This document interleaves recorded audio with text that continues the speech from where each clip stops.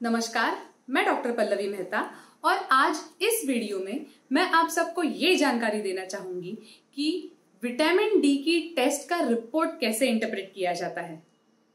आगे बढ़ने से पहले मैं आप सबको एक रिक्वेस्ट करना चाहूंगी कि अगर आपने अब तक हमारे इस चैनल को सब्सक्राइब नहीं किया हो तो तुरंत लाल कलर का बटन दबाएं और हमारे इस चैनल को सब्सक्राइब करें। विटामिन डी एक बहुत ही इसेंशियल न्यूट्रिएंट है। ये हमारी हड्डियां और दांतों के लिए बहुत ज्यादा इंपॉर्टेंट विटामिन का रोल प्ले करता है।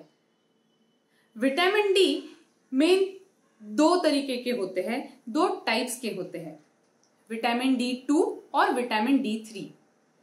विटामिन D3 ये एक्टिवेट होके विटामिन D2 में कन्वर्ट हो जाता है और फिर विटामिन D2 हमारे शरीर में यूज हो जाता है। विटामिन D3 की ज्यादा कॉन्सेंट्रेशन की वजह से, हाई कॉन्सेंट्रेशन की वजह से और हाई हाफ लाइफ की वजह से इसे डिटेक्ट करना आसान हो जाता है। किसी की अगर विटामिन डी की लेवल स्टडी करना हो तो ये विटामिन D3 की स्टडी होती है। साथ ही साथ ज्यादातर लेबोरेटरीज या फिर ज्यादातर टेक्निक्स विटामिन D2 और विटामिन D3 की टेस्ट में फर्क नहीं कर पाते, इसीलिए विटामिन D3 की टेस्ट ज्यादा से ज्यादा की जाती है। लेकिन ये test vitamin D deficiency, insufficiency या सफिशिएंसी डायग्नोस करने के लिए काफी होता है। अगर आपको विटामिन डी की टेस्ट कैसे की जाती है और उसके बारे में जनरल इंफॉर्मेशन चाहिए हो तो हमारा विटामिन डी का वीडियो जरूर देखें। इस वीडियो में आपको उस वीडियो की डिस्क्रिप्शन मिल जाएगी। अगर आपने विटामिन डी की टेस्ट करवा ली हो तो आपको ये पता चलेगा कि इसकी लेवल के नीचे अलग अलग इंफॉर्मेशन लिखा हुआ रहता है। अगर किसी की विटामिन डी की लेवल यानी कि रिपोर्ट 30 नैनोग्राम से ज्यादा है तो उसे नॉर्मल माना जाता है। अगर किसी की लेवल 21 to 29 नैनोग्राम पर ml है तो उसे इनसफिशिएंट विटामिन D3 माना जाता है। 20 नैनोग्राम से कम विटामिन डी डेफिशिएंसी माना जाता है। विटामिन डी की डेफिशिएंसी ज्यादातर कम से कम सन एक्सपोजर की वजह से माना जाता है।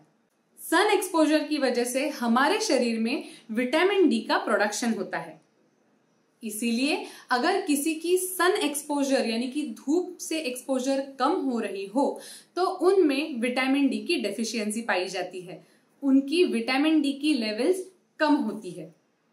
साथ ही साथ अगर किसी की विटामिन डी की रिपोर्ट की लेवल नॉर्मल से कई ज्यादा आ रही है, नॉर्मल से बहुत गुना ज्यादा आ रही है, तो ये विटामिन डी सप्लीमेंट की ओवरडोज की एक चांसेस हो सकती है, एक इंडिकेशन हो सकती है। विटामिन D2 की डेफिशिएंसी ज्यादातर किडनी डिसऑर्डर्स में देखी जाती है एंड विटामिन D2 पैराथायरॉयड की डिजीजेस में बहुत ज्यादा बढ़ जाता है। साथ ही साथ कुछ दवाइयां होती है, खास तौर पर फिनाइटोइन नाम की दवाई जो एपिलेप्सी यानी कि सीजर्स के लिए ट्रीटमेंट में यूज होती है, इसकी वजह से विटामिन डी की लेवल लो हो सकती है। अगर आपकी सीजर्स की ट्रीटमेंट चल रही हो तो आप अपने डॉक्टर को जरूर बताएं। तो विटामिन डी नॉर्मल क्वांटिटीज में कैसे पाया जाए? अगर किसी को विटामिन डी की डेफिशिएंसी है तो उन्हें शायद सप्लीमेंट लेने की जरूरत पड़ सकती है। Critically low level vitamin D की अगर पाई जाए तो उन्हें विटामिन डी के इंजेक्शंस भी लेने पड़ सकते हैं। एक नॉर्मल इंसान की अगर किसी की विटामिन डी की लेवल नॉर्मल है तो उन्हें सन एक्सपोजर से नॉर्मल रिक्वायरमेंट यानी कि रिकमेंडेड डेली अलाउंस जितना विटामिन डी मिल सकता है। Normally 5 to 20 minutes of sun exposure sufficient होता है हमारे शरीर में विटामिन डी का प्रोडक्शन स्टिम्युलेट करने के लिए। लेकिन इस सन एक्सपोजर में कोई सनस्क्रीन ना लगाएं, क्योंकि सनस्क्रीन की वजह से विटामिन डी की एब्जॉर्प्शन कम हो सकती है। कई बार हमें विटामिन डी से फोर्टिफाइड खाना भी मिल रहा है। विटामिन डी का डाइटरी रेकमेंडेड डेली अलाउंस है यानी कि रेकमेंडेड RDA है almost 600 international units 1 to 70 years के एज तक। 70 ईयर्स के बाद इसका RDA 800 इंटरनेशनल यूनिट से बढ़ जाता है। 4000 इंटरनेशनल यूनिट तक अगर किसी की डायटरी विटामिन डी की इनटेक हो रही है तो ये नॉर्मल माना जाता है और ये यूजुअली कोई साइड इफेक्ट नहीं देता। विटामिन डी का हमारे शरीर में सबसे बड़ा रोल होता है हड्डियां और दांतों में कैल्शियम डिपॉजिट करवाना और उनकी सेहत मेंटेन करना। इसीलिए बहुत जरूरी है कि हमारे शरीर में विटामिन डी की लेवल अच्छी से मात्रा में बनी रहे। अगर आपको हड्डियों की दर्द हो रही है या फिर जोड़ों में दर्द हो रही है तो एक बार विटामिन डी की टेस्ट जरूर करवाएं।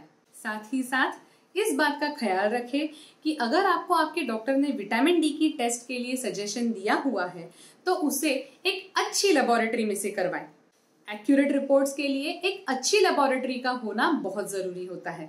साथ ही साथ अगर आपने हमारे इस चैनल को अब तक सब्सक्राइब नहीं किया हो तो तुरंत लाल कलर का बटन दबाएं और हमारे इस चैनल को सब्सक्राइब करें।